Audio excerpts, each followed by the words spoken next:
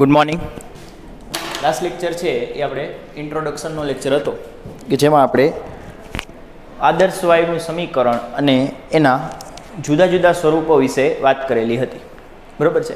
આજે છે તે આપણે પહેલાં એ થોડુંક રિવિઝન કરશું, એક ફોર્મ્યુલાનું નાનું એવું બાજુમાં લિસ્ટ બનાવી લેશું. ત્યારબાદ છે તે આપણે એ ફોર્મ્યુલાઝ ઉપરના દાખલા ગણશું. બરાબર, એટલે આજનો આખો લેક્ચર હશે એ પહેલાં થોડુંક મારે એક નોંધ અથવા ડિસ્કશન કરવાનું છે, ત્યાંથી સ્ટાર્ટ કરીશું. કે તમે જુઓ કે આપણે આદર્શ વાયુનું સમીકરણ છે એના અત્યાર સુધીના 4 સ્વરૂપો આપણે જોઈ ચૂક્યા. બરાબર, કે લખતા જઈએ તો પહેલું સ્વરૂપ શું હતું કે આદર્શ વાયુ સમીકરણ. આદર્શ વાયુ સમીકરણ, બરાબર છે. એનું પહેલું સ્વરૂપ શું હતું તો PV બરાબર મ્યુ RT. બીજું સ્વરૂપ હતું મ્યુની કિંમત મૂકી હોય, મ્યુની કિંમત મૂકી હોય એટલે બીજું સ્વરૂપ મળશે PV બરાબર NKBT. બરાબર, કે જ્યાં KB બરાબર બોલ્ટ્ઝમેન અચળાંક, એની કિંમત થાય N/R/ એવોગેડ્રો નંબર. ત્યારબાદ ત્રીજું સમીકરણ હતું એ હતું આપણે V ને છેદમાં લઈ ગયા હતા એટલે P બરાબર સ્મોલ NKBT હતું, કે જ્યાં સ્મોલ n બરાબર સંખ્યા ઘનતા થાય. શું થાય? સંખ્યા ઘનતા. અને એનું સૂત્ર શું થાય? એનું સૂત્ર થશે is equal to capital N ના છેદમાં V. બરાબર. છેલ્લું સ્વરૂપ હતું ચોથું સ્વરૂપ P બરાબર ρRT અપોન M0. બરાબર, એ આ પહેલા સ્વરૂપ પરથી મેળવેલું હતું. V ને છેદમાં લઈ જાઓ અને મ્યુની કિંમત લખી નાખો. કોની કિંમત લખી નાખો? મ્યુની કિંમત. મ્યુની બે કિંમત થાય, મ્યુ બરાબર N/Na અને બરાબર M ના છેદમાં M0. M ના છેદમાં M0. M એટલે આપેલ દળ અને M0 એટલે આણવીય દળ. બરાબર છે. ત્યારબાદ આપણે આની પહેલાં આપણે ગેલિયુસેક બોયલ્સનો નિયમ ને ગેલિયુસેક ચાર્લ્સનો નિયમ એ બધા નિયમ લખેલા હતા. એનું પણ એક લિસ્ટ બનાવી લઈએ. કે પેલું છે P ચલે છે V. આ શું આવશે? બોયલનો નિયમ. બરાબર, P ચલે છે 1/V આવશે, 1/કદ આવશે. બરાબર, એટલે આની ઉપરથી આપણે લખ્યું હોય કે PV બરાબર અચળ. PV બરાબર. ત્યારબાદ બીજું સમીકરણ હતું ચાર્લ્સ લો. ચાર્લ્સ લોમાં V ચલે છે T આવશે. બરાબર, કદ ચલે છે તાપમાનના સમપ્રમાણમાં. આ હતો ચાર્લ્સનો નિયમ.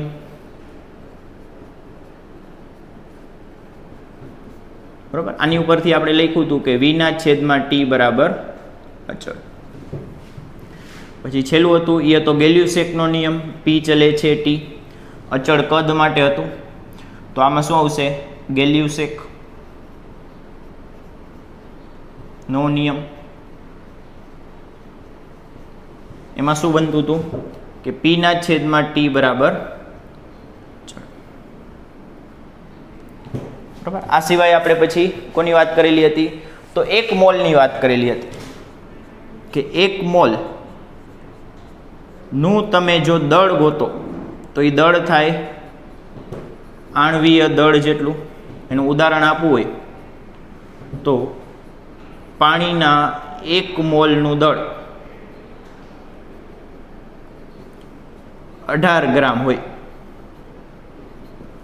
પાણીના 1 મોલનું દળ 18 ગ્રામ હોય. પછી બીજું શું હતું કે કદ. તો STP એ કદ કેટલું થાય 1 મોલનું? 22.4 લિટર. કાઉન્સમાં શું લખવાનું?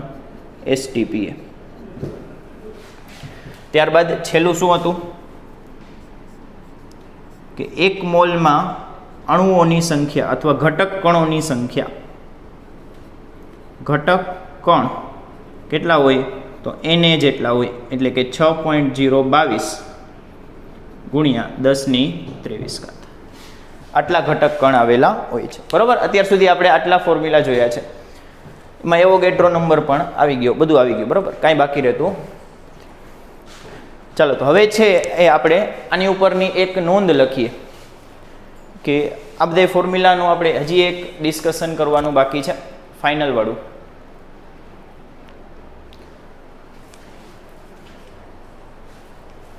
કે તમે જુઓ તો આ બધા સમીકરણ છે ને એ આદર્શ વાયુ માટે સાચા છે. આ બધા જ સમીકરણ છે એટલે જ આપણે લખેલું છે કે આદર્શ વાયુ સમીકરણ, અને આ આદર્શ વાયુના નિયમો છે કે જ્યારે વાયુ આદર્શ હોય ત્યારે જ આ સમીકરણ અને નિયમો આપણે સાચા હોય છે એમ કહી શકીએ છીએ. પણ વાસ્તવિક વાયુ માટે શું? વાસ્તવિક વાયુ માટે આ નિયમો કઈ રીતે અલગ પડતા હોય છે, બરાબર, તે પહેલાં આપણે શરૂઆતમાં ડિસ્કસ કરવાનું છે. તો જોઈએ કે વાસ્તવિક વાયુ છે ને એ આદર્શ વાયુ સમીકરણનું બધી જ પરિસ્થિતિમાં પાલન કરતા નથી. વાસ્તવિક વાયુ છે તે આદર્શ વાયુ સમીકરણનું બધી જ પરિસ્થિતિમાં પાલન કરતા નથી.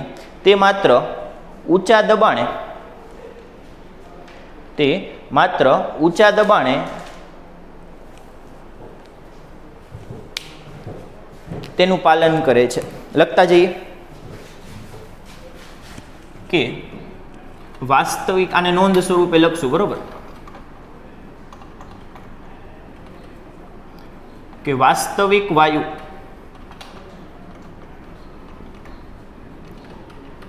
આદર્શ વાયુ સમીકરણનું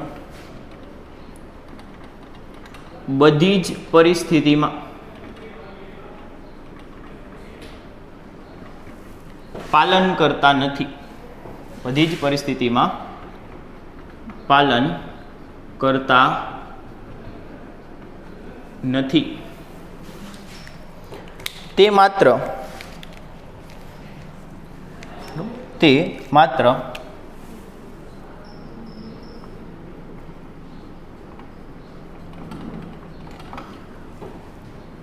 ઊંચા તાપમાને, પહેલા લગભગ હું ઊંચા દબાણે બોલ્યો હતો પણ ઊંચું તાપમાન આવશે. ઊંચા તાપમાને અથવા નીચા દબાણે, આ બંનેમાંથી એક પરિસ્થિતિ હોવી જોઈએ. ઊંચા તાપમાને અથવા નીચા દબાણે આદર્શ વાયુની જેમ વર્તે છે. તે માત્ર ઊંચા તાપમાને અથવા નીચા દબાણે જ આદર્શ વાયુની જેમ વર્તન કરશે. બાકી પરિસ્થિતિઓમાં એ આ સમીકરણોનું પાલન કરતા નથી. એના આપણે હમણાં જ ઉદાહરણ જોશું, આલેખ સહિત ઉદાહરણ જોશું, બરોબર છે. આવું શું કામ કે માત્ર ઊંચા તાપમાને અને નીચા દબાણે જ શું કામ આદર્શ વાયુની જેમ વર્તે છે? તો એનું કારણ એવું છે કે આદર્શ વાયુ એટલે એવો વાયુ કે જેમાં વાયુના ઘટક કણો વચ્ચેની, એટલે કે વાયુના અણુઓ વચ્ચેની આંતરક્રિયા હોય ને, એ આંતરક્રિયા સાવ નહિવત હોય. એટલે કે અણુ વચ્ચે જે બળ લાગતા હોય ઇલેક્ટ્રોન સંરચનાઓને લીધે અથવા અન્ય કોઈ પરિસ્થિતિને લીધે, એ અણુ વચ્ચે લાગતી આંતરક્રિયાઓ અથવા બળ નહિવત હોય તો જ એ આદર્શ વાયુ હોય. આ આદર્શ વાયુની એક લાક્ષણિકતા છે. તો આપણે એવું લખીએ છીએ કે જ્યારે તાપમાન ઊંચું હોય અથવા દબાણ નીચું હોય, તાપમાન ઊંચું હોય અથવા દબાણ નીચું હોય, એ સમયે વાયુ વચ્ચેની અથવા વાયુના અણુઓ વચ્ચેની આંતરક્રિયા ખૂબ જ નહિવત થઈ જાય છે. વાસ્તવિક વાયુ માટે વાત કરું કે વાસ્તવિક વાયુ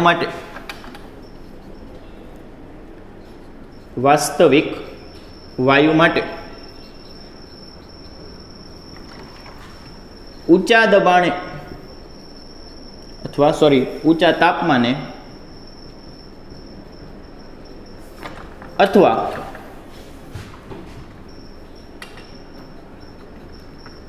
નીચા દબાણે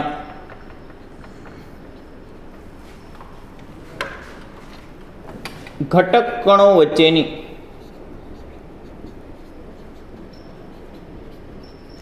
આંતરક્રિયા નહિવત થાય છે, બરોબર. તેથી જ તે આદર્શ વાયુની જેમ વર્તે છે. તેથી જ તે આદર્શ વાયુની જેમ વર્તે છે.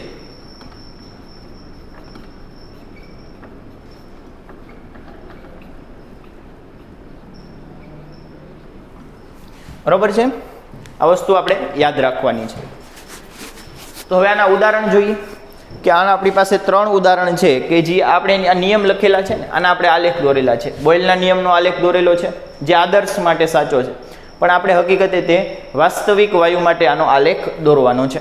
બરાબર છે, તો આપણે 3 નિયમના આલેખ દોરીશું. કે પેલું જ છે એ છે બોયલનો નિયમ. આના ઉદાહરણ આપીએ.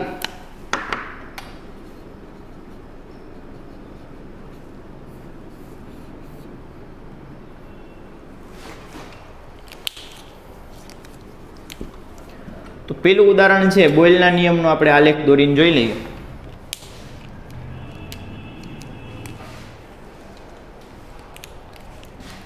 ચાલો, બોયલનો નિયમ. તો આ આપણે એનો આલેખ દોરીએ. જો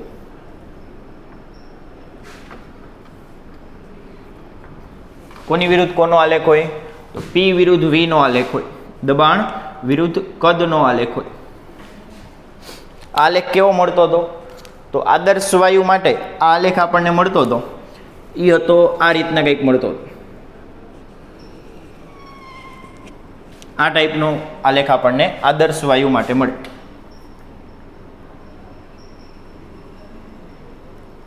બરાબર, આ આદર્શ વાયુનો આલેખ છે જે બ્લુ લાઇનથી દોરેલો છે.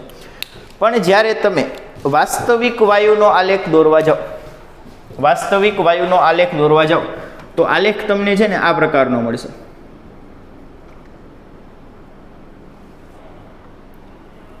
બરોબર છે, પણ જો આપણે વાસ્તવિક વાયુનો તાપમાન અને દબાણ આ પ્રમાણે રાખીએ, વાસ્તવિક વાયુનું આપણે ઊંચા તાપમાને અથવા નીચા દબાણે આ આલેખ દોરવા જઈએ, આ તો સામાન્ય તાપમાને છે, જે આ ડોટેડ ડ્રો કરેલું છે એ સામાન્ય તાપમાન માટે છે અથવા નીચા તાપમાન માટે છે. આપણે કયા તાપમાન માટે જોઈએ છીએ? આપણે ઊંચા તાપમાન માટે જોઈએ છીએ. ઊંચા તાપમાન માટે જો વાસ્તવિક વાયુનો આલેખ આપણે દોરવામાં આવે અથવા દોરીએ તો એ આલેખ છે ને એ લગભગ આવો મળશે. સમજો, ઓલમોસ્ટ ફોલો કરશે. પછી હજી આની પછીના પણ ઊંચા તાપમાન દોરો તો એ હજી ફોલો કરશે, પણ જો નીચું તાપમાન લઈ જાઓ તો ફોલો કરશે નહીં. તો જો આ પ્રકારનો આલેખ મળે છે જે આ બ્લુ લાઇનને ફોલો કરતો નથી. એટલે અહીંયા બાજુમાં લખી નાખીએ કે આ શું છે? તો આ વાસ્તવિક વાયુ છે. વાસ્તવિક વાયુ. અને જે બ્લુ લાઇનથી ડ્રો કરેલું છે એ શું છે? આદર્શ વાયુ. અને જુદા જુદા તાપમાન આપી દઈએ. તો આપેલું આને લઈ લઈએ T1 તાપમાન, આ T2 તાપમાન અને આ T3 તાપમાન.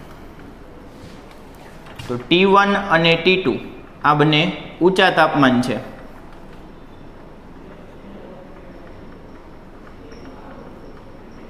અને T3 કેવું તાપમાન છે? તો એ નીચું તાપમાન છે. તો અહીં નીચે તમારે લખવું હોય તો તમે લખી નાખો કે નીચા તાપમાન T3 માટે બોયલનો નિયમ ફોલો થતો નથી અથવા ઉપયોગમાં આવતો. ક્લિયર છે? ચાલો લખી લ્યો. હજી નીચા તાપમાન વાળું તમારે દોરવું હોય તો હજી આની નીચે પણ એક લાઈન આ રીતે જ આવે, પણ શેપ આવો જ આવશે આ ટાઈપનો. આ બોયલના નિયમ જેવો બ્લુ લાઈન જેવો શેપ આવશે નહીં. બરોબર છે? ચાલો, બોયલનો નિયમ થઈ ગયો. લખી લ્યો પેલા આટલું. હવે બીજા બે નિયમ પણ ડ્રો કરી નાખીએ. આ ભૂસી નાખું છું હવે.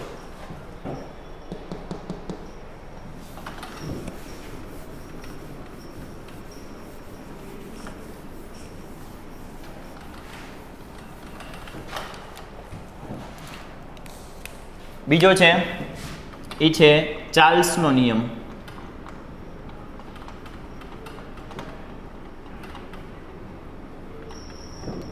આમાં પણ જો આપણે આદર્શ વાયુ માટે આલેખ દોરીએ કે V વિરુદ્ધ T નો આલેખ દોરીએ આદર્શ વાયુ માટે તો આમ સીધી રેખા મળે. બરોબર, એ આપણને ખબર છે કે આદર્શ વાયુ માટે જે આલેખ છે તે આમ સીધી રેખા મળશે. બરોબર છે? અહીંયા બતાવ્યું એ જ છે કે બ્લુ લાઇન શું બતાવશે? આદર્શ વાયુ. પણ જો વાસ્તવિક વાયુ માટે આ આલેખ દોરવામાં આવે, આ જ આલેખને આપણે વાસ્તવિક વાયુ માટે દોરીએ તો આલેખ કંઈક આ રીતે જશે કે નીચા તાપમાન, આ નીચું તાપમાન આવશે, અહીંયા નીચું તાપમાન આવશે. જેમ તમે આ તરફ જાઓ એમ તાપમાન ઊંચું થશે. એટલે કે નીચા તાપમાને આલેખ આ પ્રકારનો હોય. જેમ જેમ તાપમાન ઊંચું થતું જાય એમ આલેખ છે ને જો ધીમે ધીમે સીધી રેખા થશે. તો નીચા તાપમાને આલેખ છે એ આ રીતનો વક્ર છે, અને ઊંચા તાપમાને જો આલેખ છે એ કેવો છે? સીધી રેખા છે. ક્લિયર છે? તો આ છે ચાર્લ્સનો નિયમ. આમાં વધારે લાઈનો કરવી હોય તમારે, અલગ અલગ જુદા જુદા માટે આપણે વાત કરવી હોય તો પણ કરી શકે, કોઈ વાંધો નથી. ટેક્સ્ટ બુકમાં 3 દબાણ માટે આપેલું છે. ચાર્લ્સનો નિયમ છે એટલે દબાણ અચળ હોય છે. તો આ ધારો કે તમે કહી દો કે આ P1 દબાણ માટેનો આલેખ છે. P1 દબાણે તમારે આદર્શ વાયુ બ્લુ લાઈન ફોલો કરશે અને વાસ્તવિક વાયુ છે એ રેડ ડોટેડ લાઈન ફોલો કરશે. જ્યારે P2 દબાણ માટે આદર્શ વાયુ આ બ્લુ લાઈન ફોલો કરશે અને જે વાસ્તવિક વાયુ છે એ આ પ્રકારનો કંઈક આકાર બનાવશે. પેલા વળેલો હશે, પેલા અહીંયા વક્ર હશે, પછી આગળ જઈને સીધી રેખા થઈ જશે. બરોબર છે? આવું હજી એક દોરી શકો તમે P3 દબાણ માટે, એમાં કોઈ વાંધો. તમને ખબર પડવી જોઈએ કે કોણ શું છે. કે બ્લુ લાઈન છે એ P2 દબાણ માટે આદર્શ વાયુ છે અને આ જે રેડ ડોટેડ લાઈન છે એ P2 દબાણ માટે વાસ્તવિક વાયુ છે. નીચા તાપમાન એટલે આ તરફ ફોલો કરતું નથી, જેમ જેમ તાપમાન ઊંચું જશે એમ ફોલો કરશે. આમાં પણ એમ જ છે. ક્લિયર છે? તો આ છે ચાર્લ્સનો નિયમ. હવે ગેલિયસ એકમાં પણ આવું જ આવશે, એટલે સેમ આલેખ આપણે રિપીટ કરવો નથી. ગેલિયસ એકમાં ખાલી તમારે અહીંયા P કરી દેવાનું થશે, અહીંયા T કરી દેવાનું થશે, અને અહીંયા V1 કદ માટે અને V2 કદ માટે આવશે. બરોબર? એટલે આપણે ઈ ડ્રો કરતા નથી. એની જગ્યા ઉપર આપણે હજી એક ત્રીજો આલેખ દોરીએ છીએ. શું છે એ ત્રીજો આલેખ?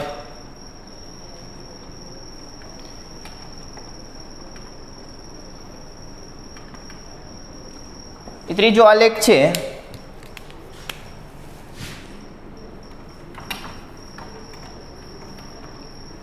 PV upon mu T વિરુદ્ધ P નો આલેખ, વિરુદ્ધ P નો આલેખ.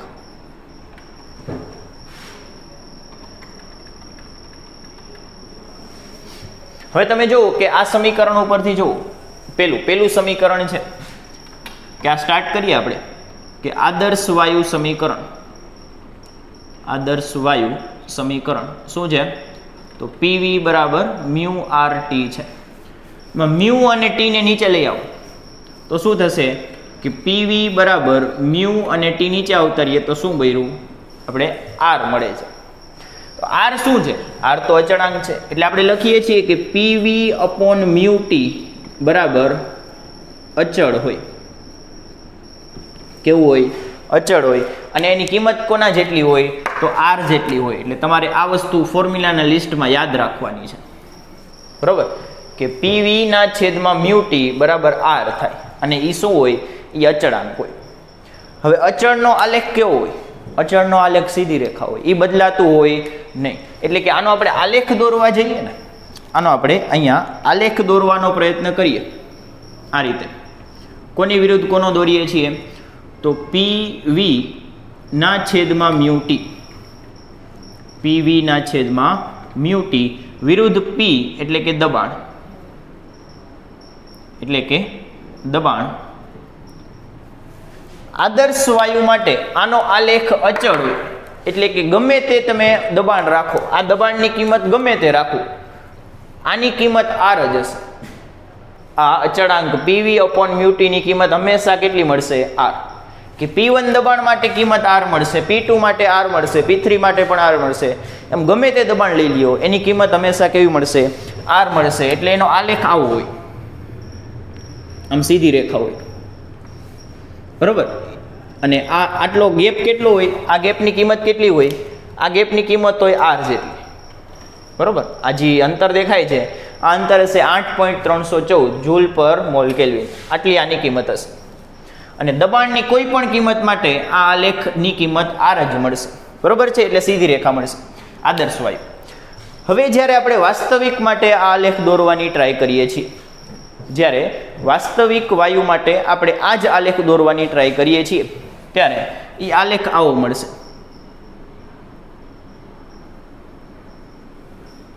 આ ધારો કે T1 તાપમાન માટે છે. પછી તાપમાન થોડુંક વધાર્યું એટલે આલેખ આપણને આવો મળે છે. હજી તાપમાન વધાર્યું તો આલેખ આપણને આવો મળે છે. તો તમે જુઓ તો કે જેમ જેમ તાપમાન વધારતો જાઉં છું નીચા તાપમાને આ વક્ર મને મળે છે. હજી તાપમાન ઊંચું કર્યું તો વક્ર થોડોક નાનો થયો. હજી તાપમાન ઊંચું કર્યું તો વક્ર છે એ ધીમે ધીમે સીધી રેખાની નજીક જતો જાય છે. વક્ર છે એ ધીમે ધીમે સીધી રેખાની નજીક જતો જાય છે.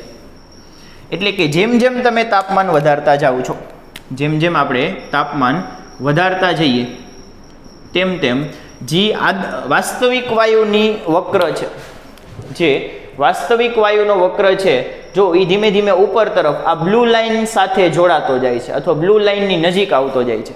બરોબર, અહીંયા વ્યવસ્થિત ન દેખાતું હોય તો ટેક્સ્ટમાં જુઓ. ટેક્સ્ટમાં પણ આ જ છે કે સીધી રેખા છે તે આદર્શ વાયુની લાઇન છે અને જે બીજી ડોટેડ રેખાઓ છે એ વાસ્તવિક વાયુની છે. નીચા તાપમાને આ રેખાઓ છે એ આ બ્લુ લાઇનથી દૂર દૂર છે. જેમ જેમ તાપમાન ઊંચું કરશો એમ આ જે રેડ કલરની લાઇન્સ છે એ બ્લુ લાઇન્સની ઓલમોસ્ટ નજીક આવી જશે, લગભગ સીધી જેવી થઈ જશે. જો આ છેલ્લી T3 વાળી લાઇન છે ને એ તો જો ઓલમોસ્ટ સીધી રેખા જેવી જ છે. બરોબર, ફ્રી ફૂટપટ્ટી વગર દોરી હોય તો આપણી રેખા આવી જ દોરે આમ.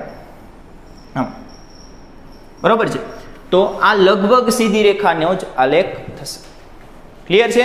ચાલો, તો આમાં પણ એ જ વસ્તુ ખબર પડે છે કે ઊંચા તાપમાને વાસ્તવિક વાયુ છે એ આદર્શ વાયુની નજીક જાય છે અથવા એની જેમ વર્તે છે. બરોબર છે, તો આપણે આ 3 ઉદાહરણ અને 3 ક્વેશ્ચન યાદ રાખવાના છે.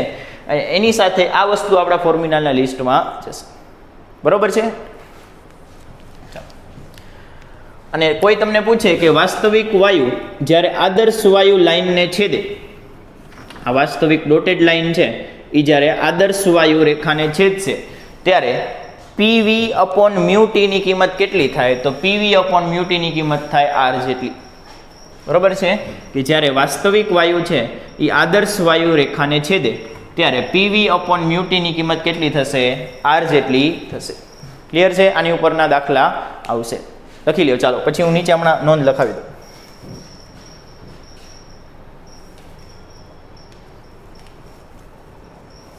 થઈ ગયું? ચાલો, એક આમાં ત્રીજા આલેખમાં નોંધ લખો.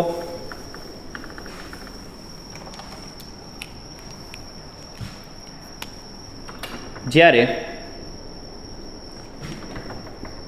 વાસ્તવિક વાયુની રેખા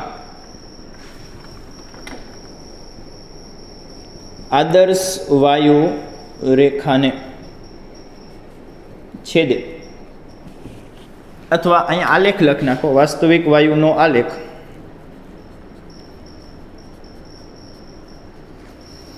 આદર્શ વાયુ રેખાને છેદે ત્યારે PV/μT ની કિંમત કેપિટલ R થાય. લખાઈ ગયું? ચાલો, તો હવે આપણે દાખલા શરૂ કરીએ. બરોબર છે, એક આ વસ્તુ અહીંયા આપણે એડ કરી દઈએ કે PV/μT બરાબર R થાય.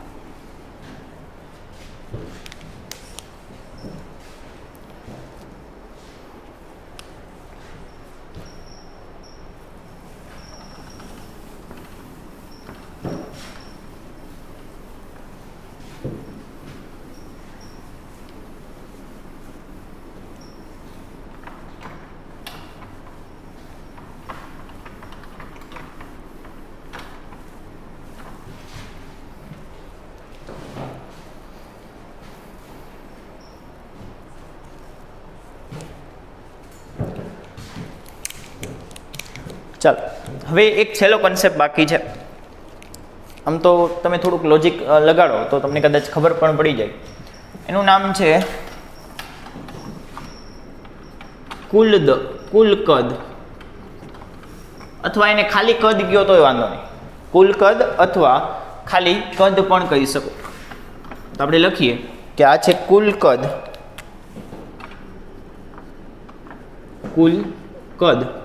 અથવા ખાલી કદ પણ કયો તો એ વાંધો નથી. એને વી વડે દર્શાવી છીએ, જે આપણે લઈએ છીએ. આપણા બધા સૂત્રમાં આવે છે પીવી બરાબર એનઆરટી ને પીવી બરાબર મ્યુઆરટી ને, બરાબર છે. અંદર જે વી આવે છે એની વાત થાય. તો એ ક્યારે હોય કે ધારો કે આ આપણું પાત્ર છે. આ શું છે? એક આપણી પાસે એક પાત્ર છે. આ પાત્રની અંદર આપણે એક વાયુ ભરેલો છે. એ વાયુના અણુ છે એ બધી તરફ અસ્તવ્યસ્ત ગતિમાં છે.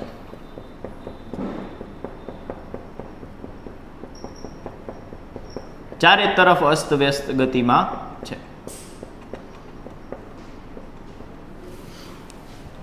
તો આ સમયે આ લોકોનું કદ છે એ કુલ કદ કહી શકાય. બરોબર છે. આ સમયે આ લોકોનું જે કદ છે એટલે આપણે લખીએ છીએ કે તે વાયુનું મુક્ત અવસ્થાનું કદ છે. એટલે કે જ્યારે ફ્રીલી ગમે એ બાજુ ભમતા હોય, ઘૂમતા હોય, બરોબર, ભટકાતા હોય, એટલે પાત્રના કદ જેટલું પણ તમે કહી શકો. એને આપણે શું કહી શકીએ? પાત્રના કદ જેટલું પણ કહી શકીએ. બરોબર છે. બીજું કદ છે એ છે આણ્વીય અથવા આણ્વિક કદ.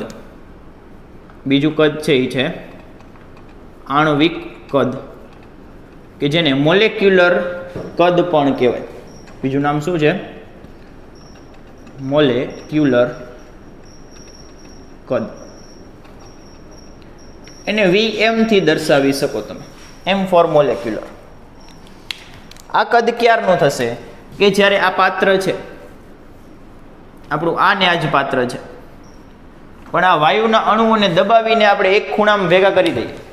વાયુના બધા જ કણ છે એને પ્રેસ કરી આમ દબાવી અને એક ખૂણામાં ભેગા કરી દઈએ, તો એ સમયે કદ કેટલું થશે? એ આપણું થશે મોલેક્યુલર અથવા આણ્વિક કદ. ધારો કે આ બધાને આપણે ભેગા કરી અને અહીંયા નીચે આમ પ્રેસ કરી દીધા અથવા આ ખૂણામાં દબાવી દીધા. બે અણુની વચ્ચે કોઈ જગ્યા છે નહીં. બે અણુની વચ્ચે કોઈ જગ્યા છે નહીં. એ રીતે આપણે ખૂણામાં છે એક જગ્યાએ પ્રેસ કરીને દબવીને ભેગા કરી નાખ્યા. તો આ કદ થશે ને. પેલા આખા રૂમમાં, આખા પાત્રમાં એક બધી જગ્યાએ હતા, એટલે મુક્ત અવસ્થાનું કદ કહી શકો, પાત્રનું કદ કહી શકો, એને બાષ્પનું કદ પણ કહેવાય. બરોબર છે. એ ત્રણ નામ છે. જ્યારે આનું એક જ નામ છે આણ્વિક કદ, એનું ઇંગ્લિશ થશે મોલેક્યુલર કદ. અને એ ક્યારનું કદ થશે? કે આ બધાને આપણે આમ ભેગા કરી પકડી અને એક ખૂણામાં આપણે આમ દબી દઈએ. એવી રીતે એમને ભેગા રાખવાના કે એમની વચ્ચે કોઈ જગ્યા રહેવી જોઈએ નહીં.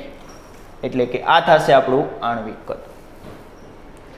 આણ્વિક કદની કિંમત કેટલી થાય? તો એનું કિંમત થાય કે VM બરાબર સંખ્યા અથવા અણુની સંખ્યા ગુણ્યા એક અણુનું કદ. એક અણુનું કદ. તો તમે વિચારી લો કે આ એક ટપકાનું કદ ધારો કે 3 હોય અને એવા આપણી પાસે 100 હોય, તો બસ આ જ સૂત્ર છે કે એકનું કદ 3 છે અને એવા કેટલા અણુ છે આપણી પાસે, એટલે આપણને કુલ આણ્વીય કદ મળી જશે. એકનું કદ ગુણ્યા કુલ સંખ્યા એટલે આપણને મળશે કુલ આણ્વીય કદ. બરોબર? એક જગ્યાએ ભેગા કરેલા હોય એ સમયનું કદ. સંખ્યાને તમે n વડે બતાવી શકો અને આણ્વીય કદ છે એને આપણે એક અણુનું કદ કોના વડે અપાય?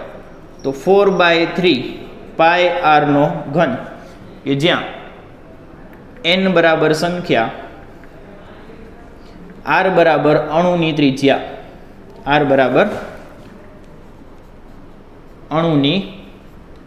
ત્રિજ્યા, લખી લ્યો. ચાલો, આ બે કદ થશે. આ મુક્ત અવસ્થાનું કદ છે. આ કઈ રીતે મળે? તો આ બધા સૂત્રોથી મળશે. બરોબર છે. આ મુક્ત અવસ્થાનું કદ છે. આ તો આપણે ગોતતા જોઈએ.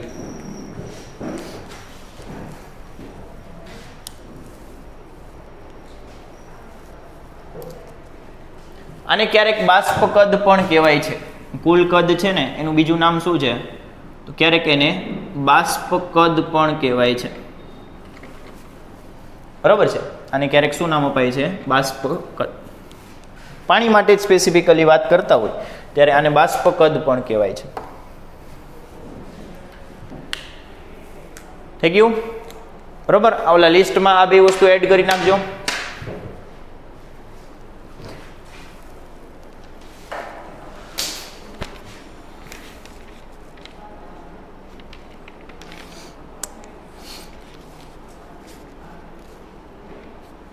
ચાલો હવે છે તે આપણે આની ઉપરનો ક્વેશ્ચન ગણીએ.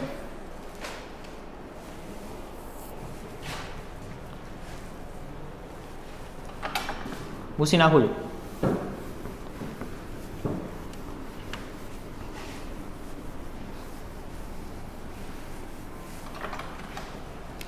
ઉદાહરણ 13.1 બરાબર. પેલા ઉદાહરણથી જ શરૂ કરશું કે ઉદાહરણ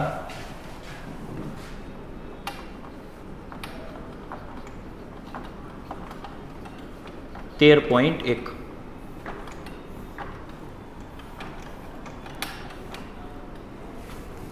ચાલો જો ટેક્સ્ટમાં એકવાર રકમ વાંચો.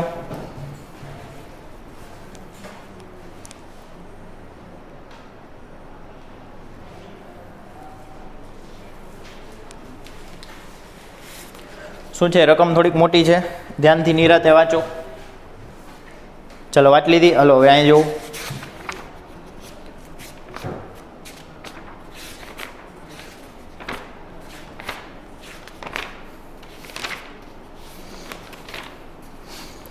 પાણીની ઘનતા 1000 છે. ભાઈ બહુ નવીન વાત છે, આપણને ખબર જ નહોતી. પાણીની ઘનતા 1000 છે અને 100 ડિગ્રી સેન્ટીગ્રેડ ઉપર એક વાતાવરણ દબાણે બાષ્પ ઘનતા 0.6 છે. બરાબર. એટલે બે ઘનતા આપણને આપેલી છે. બરાબર. બે વસ્તુની વાત થાય છે. એક તો છે પાણીની ઘનતા, પાણી, અને બીજી બાજુ વાત થશે બાષ્પની. એક બાજુ આપણે પાણીની વાત કરીએ છીએ અને બીજી બાજુ બાષ્પ. બાષ્પની ઘનતા આપેલી છે રો બાષ્પ કેટલી છે? 0.6 કેજી પ્રતિ મીટરનો ઘન. અને આ બાજુ પાણીની ઘનતા આપેલી છે કેટલી આપેલી છે? 1000 કેજી પર મીટરનો ઘન. બરોબર. અહીંયા પાણી લખી નાખો. બીજું શું આપેલું છે કે આપણે છે એ આણ્વીય કદની પછી વ્યાખ્યા આપેલી છે કે અણુના કદ અને તેમની સંખ્યાના ગુણાકારને આણ્વીય કદ કહેવાય. એ આપણે હમણાં જ લખેલું હતું.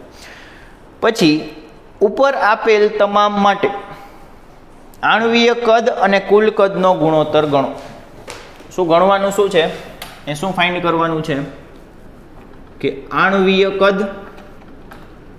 ભાગ્યા કુલ કદ, આનો ગુણોત્તર મેળવી દેવાનો છે. બંને માટે, પાણી માટે પણ મેળવવાનો છે અને બાષ્પ માટે પણ મેળવવાનો છે. તો આનો આન્સર સ્ટાર્ટ કરીએ.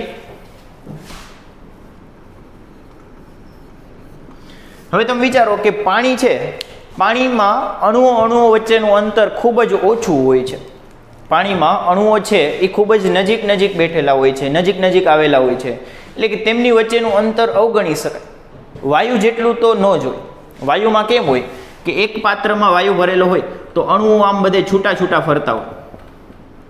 જ્યારે આ જ બાષ્પને તમે ઠારી નાખો અને પાણીમાં રૂપાંતરિત કરો તો ખાલી આટલામાં આવશે. એટલે આપણે કહીએ છીએ કે પાણીનું જે કદ છે એ કુલ કદ જ હોય. કારણ કે પાણીના અણુઓ વચ્ચે કોઈ એટલી બધી જગ્યા હોતી નથી. એટલે પાણી અથવા પ્રવાહી અને ઘન માટે આણ્વીય કદ અને કુલ કદ સરખા હોય છે.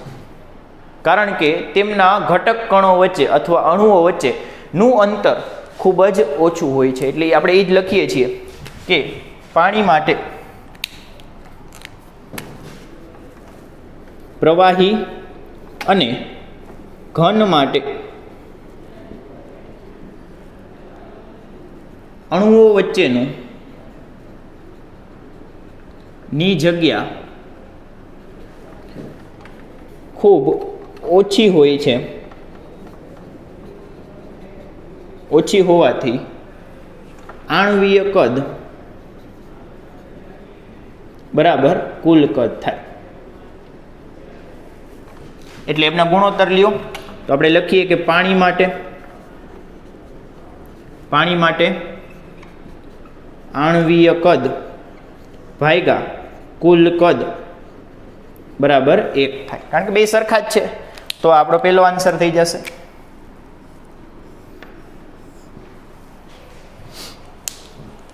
બરાબર છે. હવે આ જ પાણીની આપણે વરાળ બનાવવાની છે. આ જ પાણીની આપણે શું કરવાનું છે? વરાળ બનાવવાની છે. પછી એ વરાળ માટે, એ બાષ્પ માટે પાછો આ ગુણોત્તર ગોતી દેવાનો છે. આ થોડુંક વિચારવા જેવું કામ છે કે પાણી માટે 1 થાય છે, બાષ્પ માટે કેટલું થશે એ જ, અને એટલા જ પાણી માટે 1 કિલો પાણી લીધું હતું પહેલાં, તો આ 1 કિલો પાણીની વરાળ બનાવી, તો હવે એની માટે આ ગુણોત્તર કેટલું થશે. એટલે આપણે અહીંયા દળ બદલાવતા નથી, અચળ દળ માટે વાત કરીએ છીએ કે 1 કિલો પાણીની વરાળ બનાવો તો પાણી માટે આ ગુણોત્તર 1 છે, તો એટલા જ 1 કિલો પાણી માટે આ ગુણોત્તર કેટલું થશે. ક્લિયર છે? ચાલો તો હવે બાષ્પ માટે લખીએ.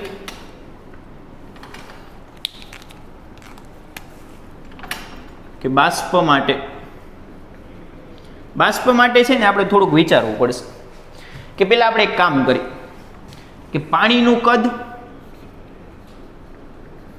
એ ગોતી લઈએ. પાણીનું કદ કેટલું થશે? તો કદ બરાબર દળના છેદમાં ઘનતા થાય. આ તો બધાને ખબર હોય ને, ઘનતા બરાબર દળના છેદમાં કદ થશે, તો કદ બરાબર દળના છેદમાં ઘનતા થશે. એટલે પાણીનું કદ બરાબર પાણીનું દળ ભાગ્યા પાણીની ઘનતા. સેમ વસ્તુ આપણે બાષ્પ માટે લખી શકીએ. બરાબર, બાષ્પનું દળ એટલા જ પાણીમાંથી બાષ્પ બનાવી છે, દળ બદલાય નહીં. આનું દળ એમ હોય તો આનું દળ પણ એમ જ હોય, દળ થોડીને બદલાતું હોય. બરાબર, કદ બદલાતું હોય, વિસ્તરણ થઈ જતું હોય, પણ દળ બદલાશે નહીં. ભાગ્યા ઘનતા કોની આવશે? બાષ્પનું કદ છે તો બાષ્પની ઘનતા આવશે. બસ, બેયના ગુણોત્તર લઈ લો. બેયના આપણે ગુણોત્તર લઈ લઈએ એટલે શું મળશે મને? બેયનો ભાગાકાર કરી નાખીએ તો બેયમાં દળ તો સરખું છે, તો દળ તો વયા ગયા. આ છેદનો છેદ અંશમાં જશે અને અંશનો છેદ છે એ છેદમાં આવશે. એટલે અહીંયા મળશે શું મને? ઇઝ ઇક્વલ ટુ, તેથી વી પાણી ભાગ્યા વી બાષ્પ બરાબર બાષ્પની ઘનતા છેદમાં પાણીની ઘનતા. બાષ્પની ઘનતા છે આપણી પાસે, બાષ્પની ઘનતા કેટલી છે? આ 0.6 છેદમાં પાણીની ઘનતા 1000. એટલે આ ગુણોત્તર મને મળશે 0.6 ગુણ્યા 10⁻³ કેટલો મળશે? 0.6 ગુણ્યા 10⁻³. હવે તમે ધ્યાનથી વિચારો તો કે આપણે કયો ગુણોત્તર જોઈએ છીએ? આણ્વીય કદ ભાગ્યા કુલ કદ જોઈએ છીએ. કુલ કદ એટલે કે જ્યારે અણુઓ છૂટા હોય એ સમયનું કદ, અને આણ્વીય કદ એટલે કે જ્યારે તમે એને પકડીને એક જગ્યાએ ભેગા કરી નાખો, એ રીતે ભેગા કરો કે એમની વચ્ચે કોઈ જગ્યા રહે નહીં, એ સમયનું કદ આણ્વીય કદ થાય. તો હું આણ્વીય કદને પાણીનું કદ કહી શકું? આણ્વીય કદને પાણીનું કદ કહી શકું, કારણ કે પાણી માટે તો બે સરખા હોય, અને એટલા જ પાણીમાંથી આપણે બાષ્પ બનાવ્યું છે. એટલે કે પાણીનું કદ છે એ હકીકતે આણ્વીય કદ છે, અને બાષ્પનું કદ છે એટલે પાણીમાંથી બાષ્પ બનાવી તો અણુઓ છૂટા થઈ ગયા, આખા પાત્રમાં ફેલાઈ ગયા. તો જે બાષ્પનું કદ છે એ આપણી માટે કુલ કદ થશે. ખ્યાલ છે? ખ્યાલ આવ્યો કે નહીં? કે બાષ્પનું કદ એટલે અણુઓ છૂટા હોય ત્યારનું, અને પાણીનું કદ એટલે અણુઓ ભેગા હોય ત્યારનું. ક્લિયર છે? ચાલો, તો આને આપણે શું લખી શકીએ કે તેથી વી આણ્વીય ભાગ્યા વી કેવું આવશે? કુલ, એનો ગુણોત્તર પણ આટલો જ થાય.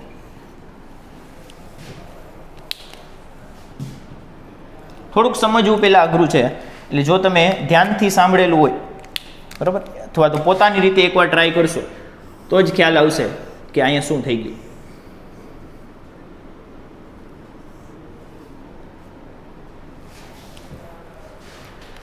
લખી લો. ચાલો પછી એકવાર શોર્ટમાં રિપીટ કરી દો.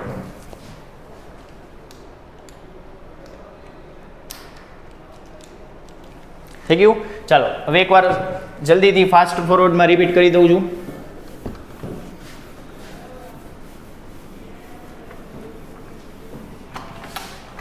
સીધું બાષ્પ માટે જ કરીએ, બરાબર, પાણી માટે તમને સમજાઈ ગયું છે. તો બાષ્પ માટે શું છે, આપણે ગોતવાનું છે આણ્વીય કદ છેદમાં કુલ કદ. કુલ એટલે વિસ્તરણ થયેલું, આખા અણુઓ છૂટા છૂટા હોય એટલે એને આપણે બાષ્પ કદ પણ કહીએ છીએ. અને આણ્વીય કદ એને આપણે પાણીનું કદ કહી શકીએ, કારણ કે પાણી માટે બધા ભેગા જ હોય એટલે આણ્વીય કદ ને પાણીનું કદ સરખું થાય, અને કુલ કદ ને બાષ્પનું કદ સરખું થાય. હવે વી ચલે છે 1/ρ આવે. જો દળ અચળ હોય તો, દળ કેવું હોય, અચળ હોય તો વી ચલે છે 1/ρ આવશે. એટલે કે અહીંયા થઈ જશે ρ બાષ્પ છેદમાં ρ પાણી, બરોબર. અહીંયા પાણીના છેદમાં બાષ્પ છે તો ઘનતા 1/માં હોવાથી બાષ્પના છેદમાં પાણી થઈ જશે, એટલે આવશે 0.6 ભાગ્યા પાણીની ઘનતા 1000 એટલે 0.6 10⁻³ ઘાત. આ એક સ્ટેપમાં આવી ગયું, બરોબર. પણ આની માટે પહેલા ઓલી મેથડ કરેલી હોવી જોઈએ તો આ ખ્યાલ આવે. લખી લ્યો ચાલો આ શોર્ટમાં અથવા કરીને. થઈ ગયું. ચાલો હવે ઉદાહરણ 13.2. ઉદાહરણ 13.2.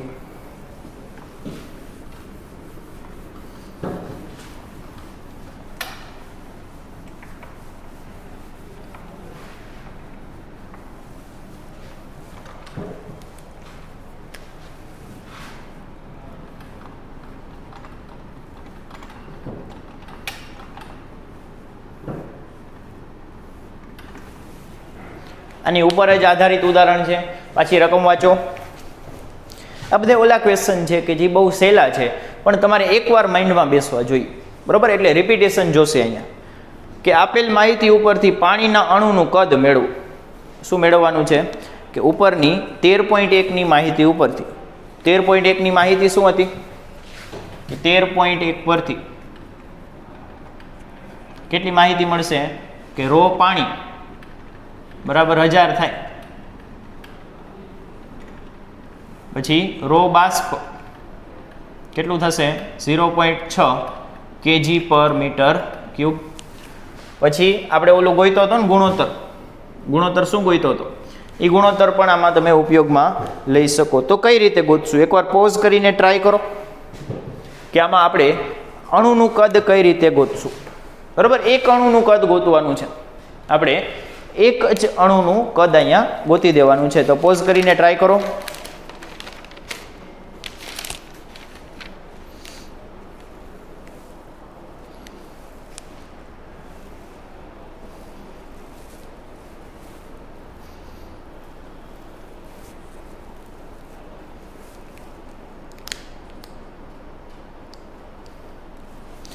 ચાલો કરી લીધું. ચાલો હવે આપણે આન્સર સ્ટાર્ટ કરીએ.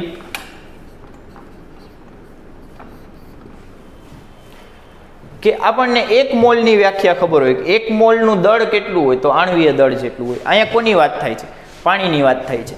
એટલે કે પાણી માટે શું લખીએ છીએ, પાણી માટે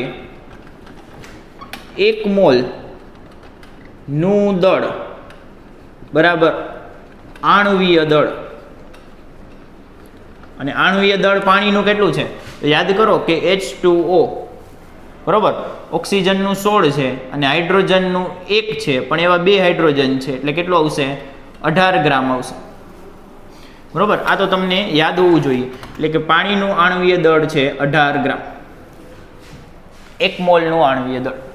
હવે 18 ગ્રામે તો આ રીતે લખી શકું કે 18 ગ્રામમાં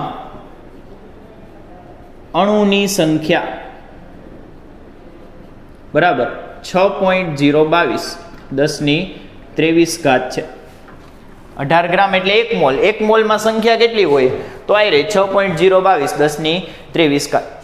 તો 18 ગ્રામમાં આટલા લોકો રહે છે પાણીના તમે 18 ગ્રામ લ્યો તેમાં આટલા પાણીના અણુ અથવા ઘટક કણ તમને મળે. તો મારે એકનું દળ ગોતવું છે, એકનું દળ ગોતવું છે કે એક અણુનું દળ કેટલું થાય. એટલે આ રીતે તમે કરી શકો કે 6.022 10⁻23 ઘાત એ આપણને દળ મળશે 18 ગ્રામ. તો એકનું દળ બરાબર કેટલું, એટલે કે એક અણુનું દળ બરાબર ત્રિરાશિ લ્યો એટલે 18 ભાગ્યા 6.022 10^23. આને 6 જ લઈ લ્યો, કોઈ વાંધો નથી, બરાબર. એટલે અહીંયા 6 લઈ લ્યો એટલે 6, 3 ને 18, અને ઉપર જશે એટલે ઘાત થશે માઇનસ. પણ આ 18 ગ્રામ છે, ગ્રામને મારે કિલોમાં ફેરવવું પડશે.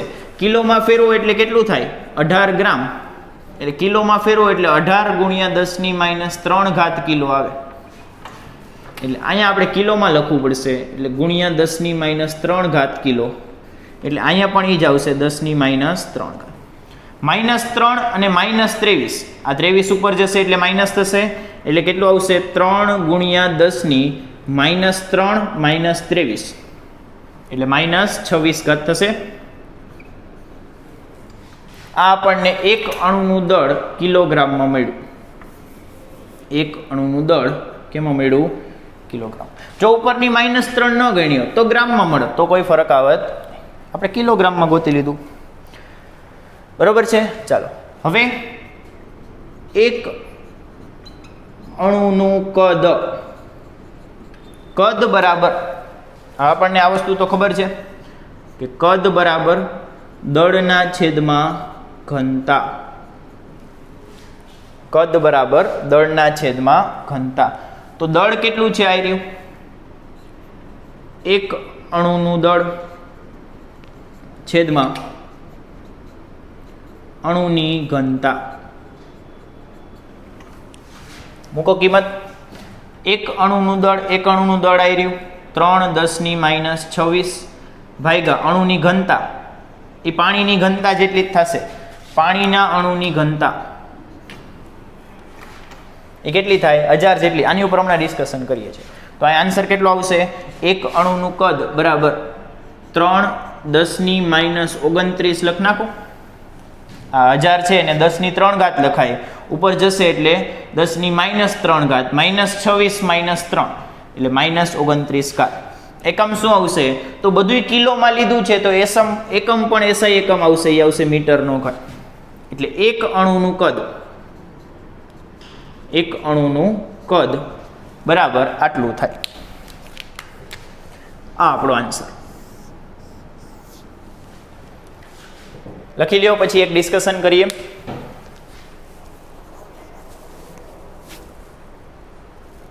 આ ફોર્મ્યુલા કાઢી નાખું છું હમણાં, બરોબર. હવે આની જરૂર નથી.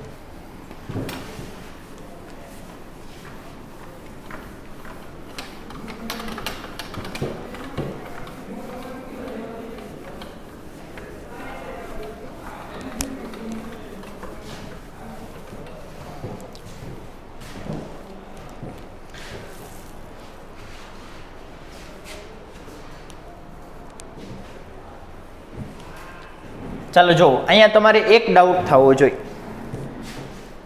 કે પાણીના જથ્થાની ઘનતા 1000 છે, તો શું એના અણુની ઘનતા પણ 1000 હશે? આ ક્વેશ્ચન તમારે થવો જોઈએ, બરાબર છે. કે શું ક્વેશ્ચન થવો જોઈએ અહીંયા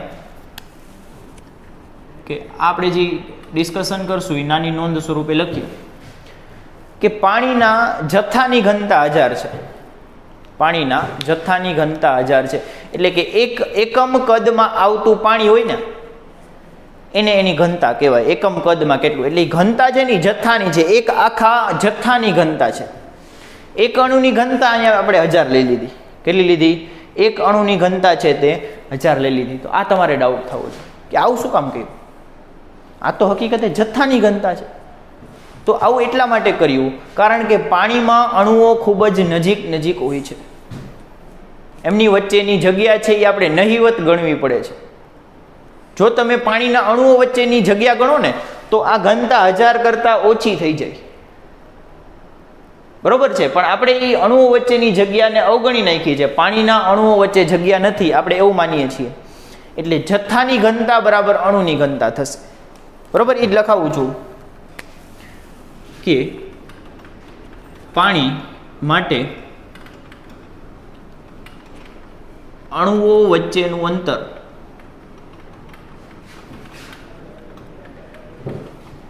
ઓછું હોવાથી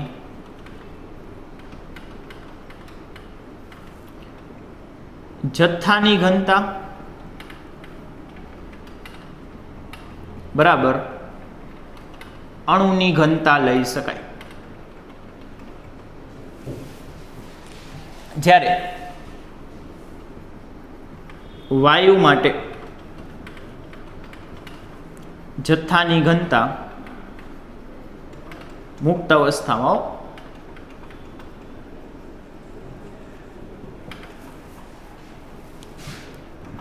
આ અણુની ઘનતા જેટલું થાય નહીં. વાયુ માટે આ શક્ય નથી, કારણ કે અણુઓ ખૂબ છૂટા છૂટા હોય તો વચ્ચે કેટલી બધી જગ્યા ખાલી રહી જતી હોય. એ ખાલી જગ્યામાં આપણે શું ગણવું? કાંઈ ન ગણવું. બરોબર છે. એટલે એની ઘનતા, આ બંને ઘનતામાં ઘણો બધો મોટો ફરક હોય છે. અણુની ઘનતા બહુ વધારે હશે, જ્યારે જથ્થાની ઘનતા છે ને બહુ ઓછી હશે. આનું એક્ઝામ્પલ જોઈ લો. એક્ઝામ્પલ છે જ આપણી પાસે કે પાણી માટેની ઘનતા હતી 1000, જ્યારે બાષ્પની ઘનતા કેટલી થઈ ગઈ? 0.6. તો આને તમે જથ્થાની ઘનતા કહી શકો, પણ આ બાષ્પના જથ્થાની ઘનતા 0.6 થાય નહીં.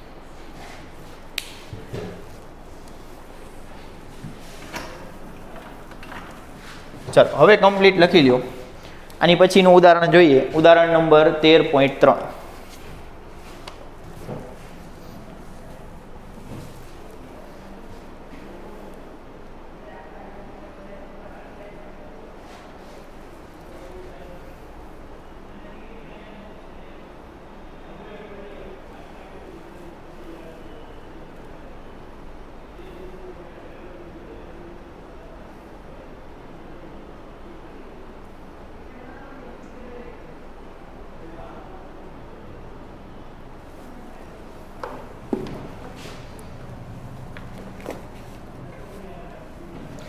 લખાઈ ગયું? ચાલો 13.3.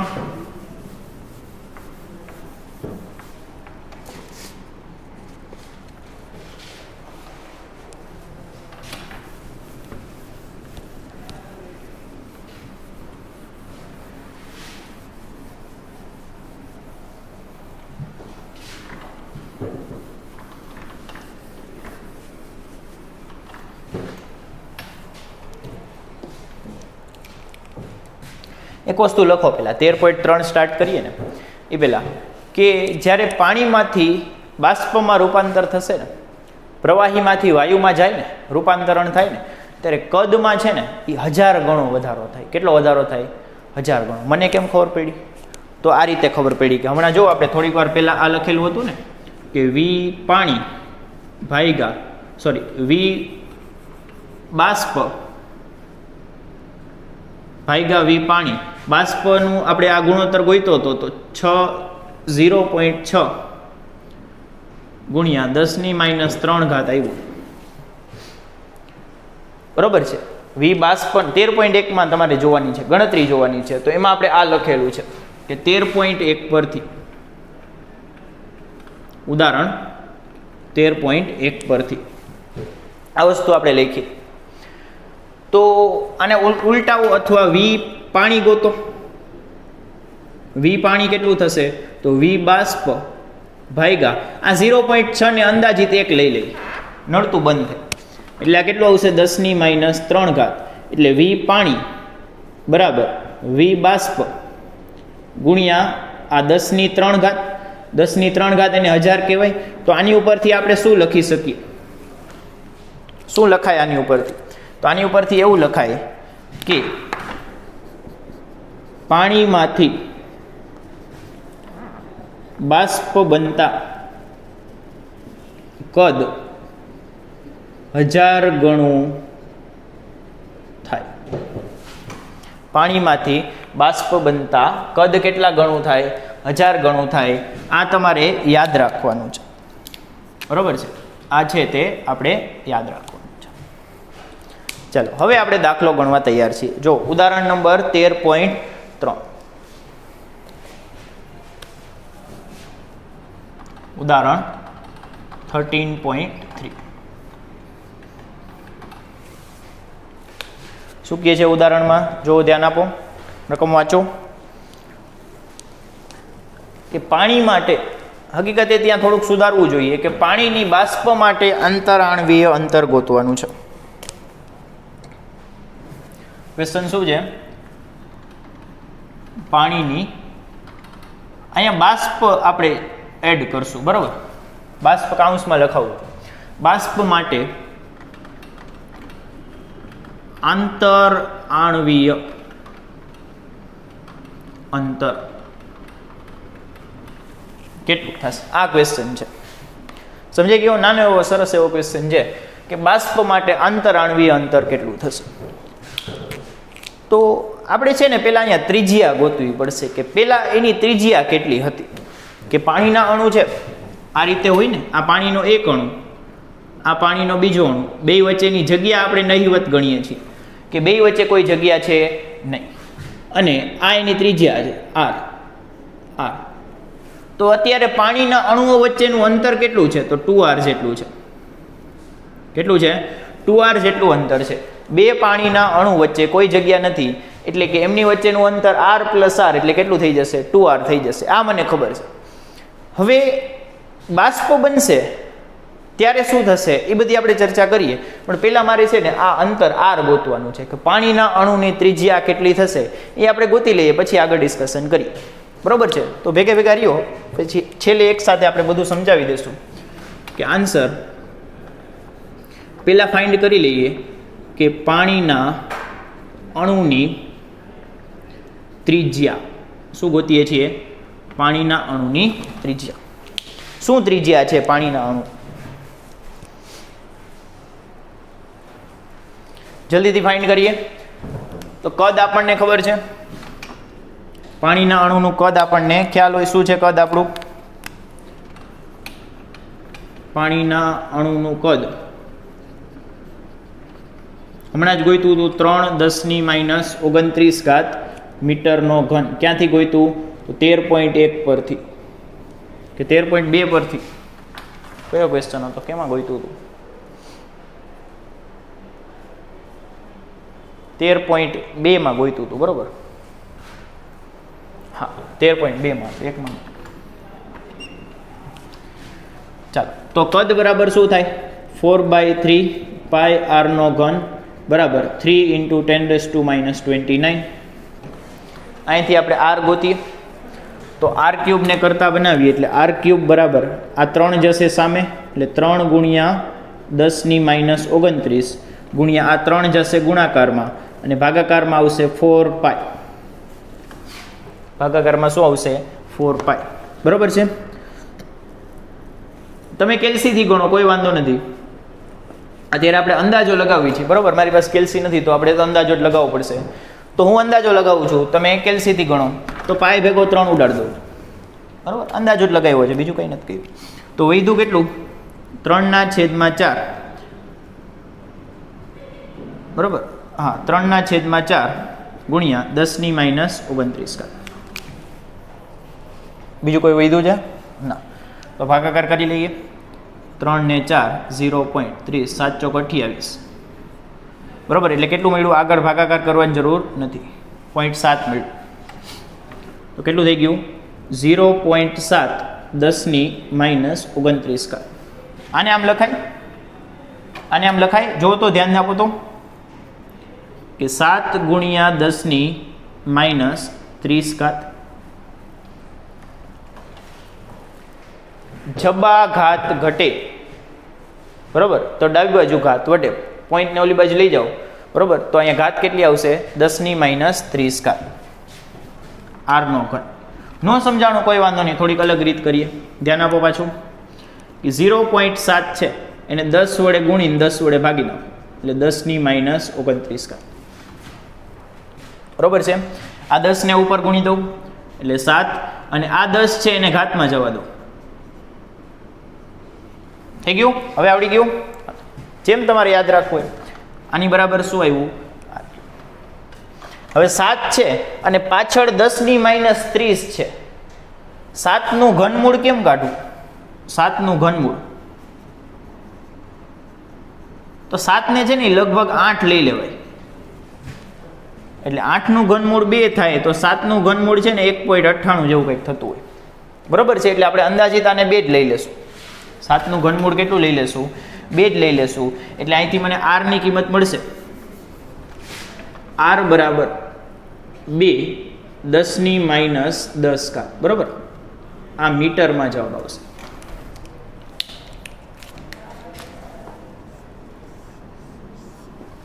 આપણો લગભગ આન્સર કહું છું, બરાબર. અહીં લગભગની નિશાની કરવી હોય તો કોઈ વાંધો નથી.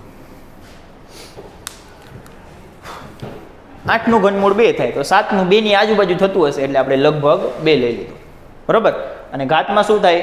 ઘનમૂળ આવે તો ઘાતમાં ભાગાકાર થાય એટલે 30/3 એટલે -10 આવશે. આ ત્રિજ્યા મળી ગઈ. તો અત્યારે પાણીના અણુ વચ્ચેનું અંતર કેટલું થશે? કે તેથી પાણીના અણુ વચ્ચેનું અંતર, આ અંતર થશે કેટલું થશે? 2r જેટલું થાય. એટલે 2 ગુણ્યા 10 એટલે આને 4 ગુણ્યા 10 કહેવાય. 10 ને એંગસ્ટ્રોમ કહેવાય. એટલે આ શું થશે? 4 એંગસ્ટ્રોમ થાય પાણીના અણુ વચ્ચેનું અંતર. હવે આપણે બાષ્પનું ગોતવાનું છે. જો પાણીનું પૂછ્યું હોત તો આન્સર આવી ગયો કે પાણીના અણુ વચ્ચેનું અંતર 4 એંગસ્ટ્રોમ થાય. પણ જો બાષ્પનું પૂછે તો બાષ્પમાં તમે યાદ કરો કે કદ છે એ 1000 ગણું થાય. કદ છે એ 1000 ગણું થાય તો ત્રિજ્યા કેટલા ગણી થાય? કારણ કે v ચલે છે r નો ઘન હોય એટલે આમ લખી નાખું કે r ચલે છે v ની 1/3 બંને બાજુ ઘનમૂળ લઈ લ્યો એટલે r ચલે છે v ની 1/3. જો કદ 1000 ગણું થતું હોય તો ત્રિજ્યા કેટલા ગણી થશે? જો કદ છે એ 1000 ગણું થતું હોય તો ત્રિજ્યા કેટલા ગણી થશે? તો ત્રિજ્યા થશે 10 ગણી. સમજાણું કે નહીં? કારણ કે r ચલે છે v નું ઘનમૂળ થાય એટલે જો કદ 1000 ગણું થતું હોય ને પાણીમાંથી બાષ્પમાં ફેરવો એટલે પેલા કરતા કદ છે એ 1000 ગણું વધી જાય, 1000 ગણું મોટું થઈ જાય. તો ત્રિજ્યાનું કેટલું થાય? તો ત્રિજ્યા 10 ગણી થાય કારણ કે r ચલે છે v નું ઘનમૂળ. તો આપણે એ લખીએ કે બાષ્પ માટે ત્રિજ્યા બરાબર 2 ગુણ્યા 10 અથવા તો પાણી કરતા 10 ગણી થાય.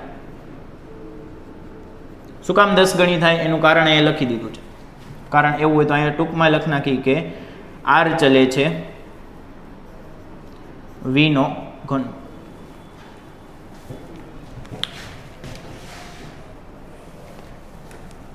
અને આ કાઢ નાખ.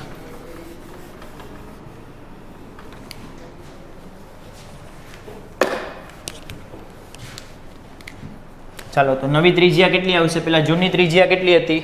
જૂની ત્રિજ્યા હતી આટલી 2 ગુણ્યા 10 અને ગુણ્યા 10 કરો એટલે 20 ગુણ્યા 10 મીટર આવે. હવે અંતરાણવીય અંતર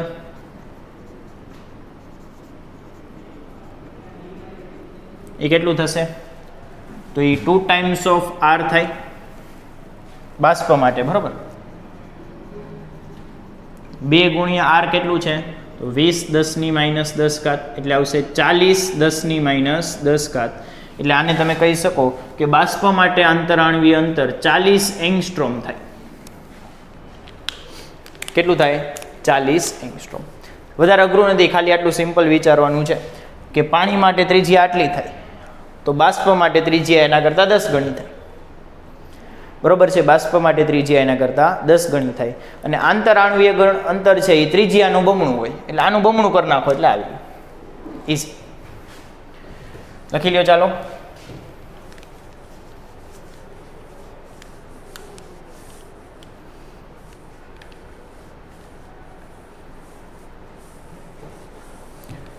થઈ ગયું.